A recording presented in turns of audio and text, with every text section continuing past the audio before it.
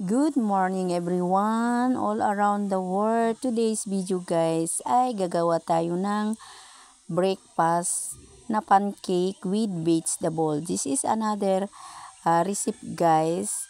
As you can see, lagyan ko siya ng cut tomato.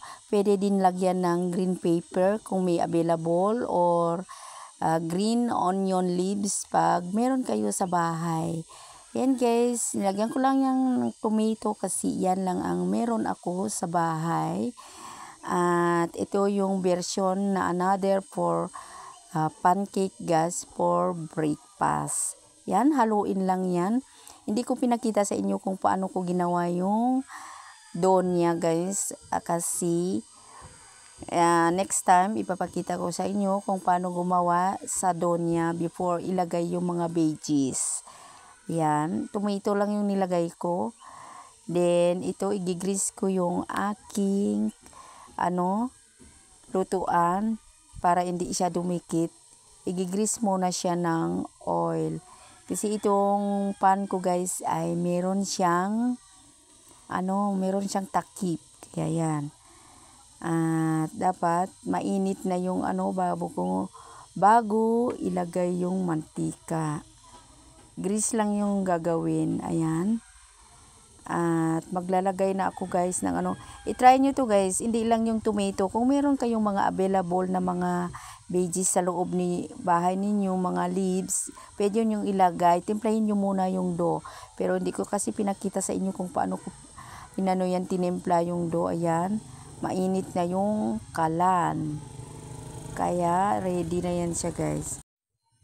Ngayon guys, pwedeng dalawa, pwede ding apat ilagay dyan. Dalawa muna ang ilalagay ko.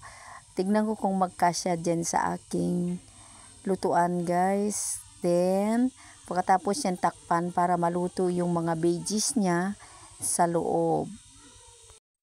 After maybe 10 minutes, titignan natin. Kasi madali lang maluto yan dahil may takip. Yan. Babalik na rin natin. Yan. Okay na siya guys. Crispy yung, hindi na yung sunog. Crispy lang siya.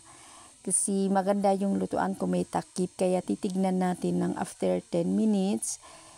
Balik na rin natin. Ayan. I-press natin para yung tomato niya sa loob ay maluto siya guys. Kaya masarap ito pang breakfast. Pwede din gawing pambaon ng mga anak sa school. Kaysa chichirya yung pabaon sa mga bata. Babaunan nyo ng ganito. Madali lang siya guys. Hindi siya magastos ang harina lang. At pwede igigrease mo lang yung mantika. Yan siya guys. Yung templa ko.